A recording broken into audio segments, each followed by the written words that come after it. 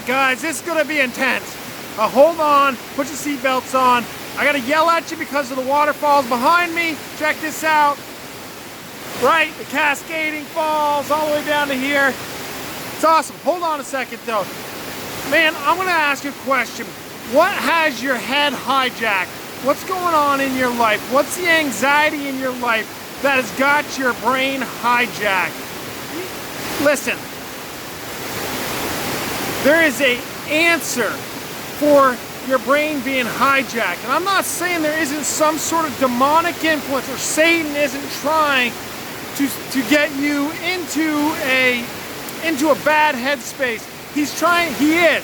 I guarantee he is. I guarantee he's trying to get in your brain and he's trying to put, things in motion with whatever demonic influence he has in this world. If he's the prince of this world, the prince of darkness, he is trying to hijack your brain, destroy any kind of positivity in your life, and it's absolutely maddening.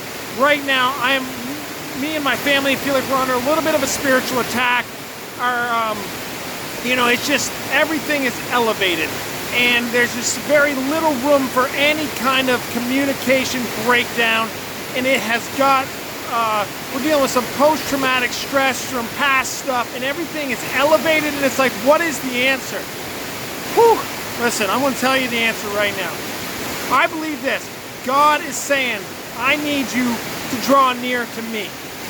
The answer for our issue is getting to know God. I believe what he's saying is, yes, all this stuff may be going on in your life, and he is not the culprit. He is not the reason things are rough in your life. I promise you that. That comes from the flesh. That comes from our own poor choices. That comes from the enemy coming at us.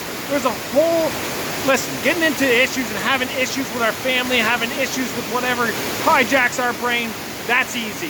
That stuff it flows like the river behind me.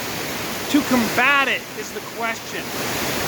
And I believe that God says, listen, yes, I am sovereign over what is going on in your life. Yes, I could bring a stop to it and bring everything good that you need in a moment like this.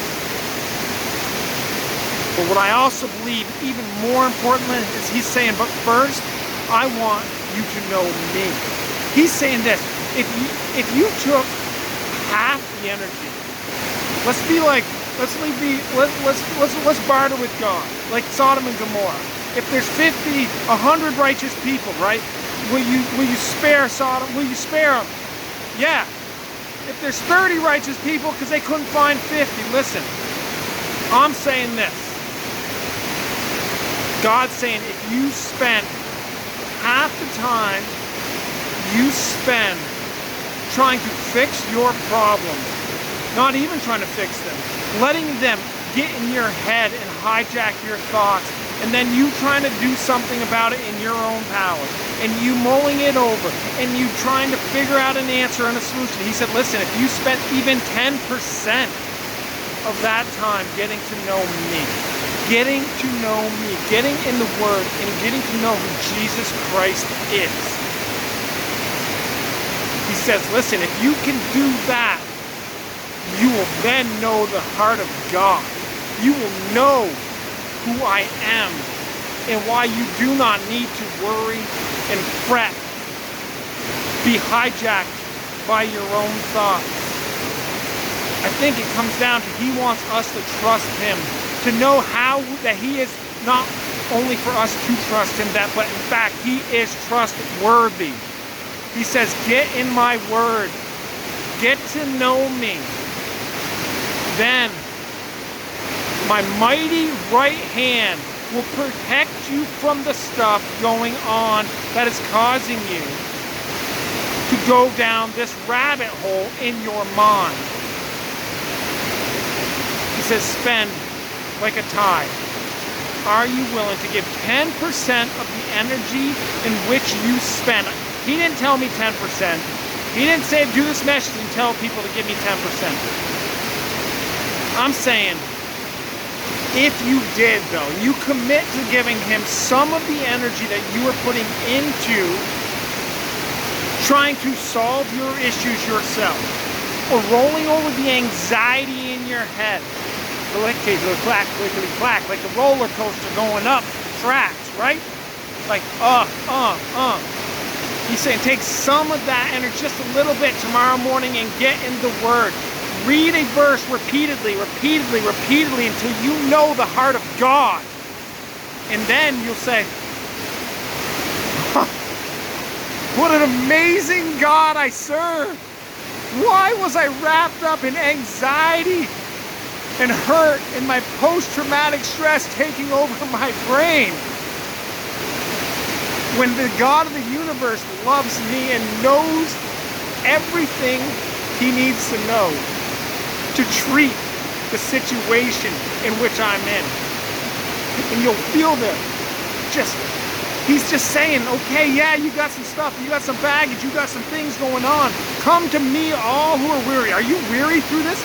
Or heavy laden? I'm telling you, if you're heavy laden and life has got you feeling a certain way, and I quote this verse all the time, he says, come to me and I will give you rest. But he says, come to me, you have to get to know who he is. The only way we can do that, I'm sorry, this is intense. It's because he just showed me. He said, Dana, pull over, go find a place to do this video, because what I'm putting on your heart right now, somebody else needs to hear it. He says, when you get in my word and you spend time mulling over that verse instead of mulling over your problems, get in me in your headspace instead of the things in your life in your headspace. All of a sudden, that verse comes alive. The heart of Jesus starts to show and shine, and you're like, oh my, wow. That's the God of the universe. He is my God, the same God with David. Listen, one thing, Goliath, you know what Goliath did to try to intimidate his enemy? He tried to bully them. Go read it. He was a big bully. He's all puffed up. Send whomever, and he is just absolutely taunting them. That's what Satan's doing to you. He's trying to bully you. That's his play right now, is bully you into submission. Bully you into a headspace where you're not knowing who God is. But what's David say? No, I'm going to trust my God. And I'm going to confront this bully. I'm going to go after this bully. And I'm going to defeat this bully. But he knew who God was. He got to know God. He knew the heart of God. Get in, I'm asking you, if you're dealing with some stuff right now, get into the Word of God. Read the same verse 17 times tomorrow. I don't care what verse it is. Pick 6 of them in a row in that Bible. Somewhere in the New Testament, if you're, some of the Old Testament stuff might be a little tricky if you're new at this or not really in the Word often. Go read James. Go read Peter. Go read Peter 1, Peter 2, and James. Just get in those books. They're short. Read them until you start to see the heart of God. And when that happens, I'm going to tell you something. Your problems will shrink away. He will give you the rest that he promises you in Matthew 11. It is there. He is begging you to get to know who he is in a personal way. Listen, y'all have a blessed day. Sorry this was intense. The water's so intense. We got the sun shining on me. Listen, guys. You got to listen. My friends, family, whomever's watching this. Get to know the heart of God. Keep the faith, my friends. Keep the faith.